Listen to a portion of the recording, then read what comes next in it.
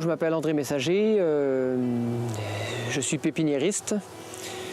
Ici, c'est une entreprise qui reste familiale. Je suis associé avec mon frère et ensuite nous avons 8 salariés permanents, plus quelques travailleurs occasionnels. Nous sommes toujours une petite douzaine au travail. Je m'occupe donc de tout ce qui est préparation des documents pour le comptable. C'est moi qui fais la partie administrative, donc les salaires des salariés, dossiers environnementaux.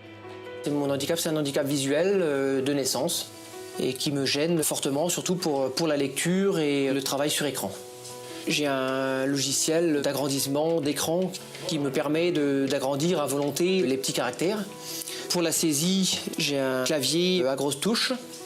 J'ai donc un téléagrandisseur avec son pupitre ici, avec surtout 2 touches importantes qui me permettent de zoomer le document en question. Donc je l'agrandis ou je diminue, qui me sert donc surtout aussi pour la visualisation de certains documents.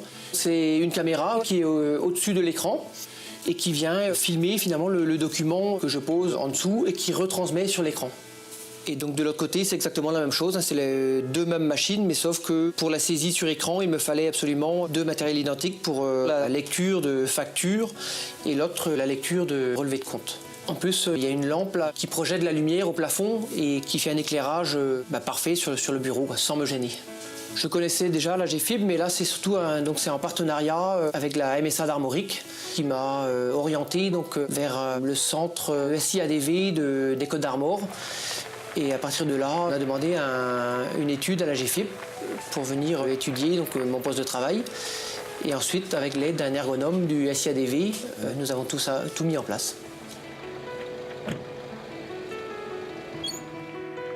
Après, sur le terrain, j'ai aussi une loupe électronique. C'est une loupe vidéo qui lit le document, qui le reproduit sur l'écran.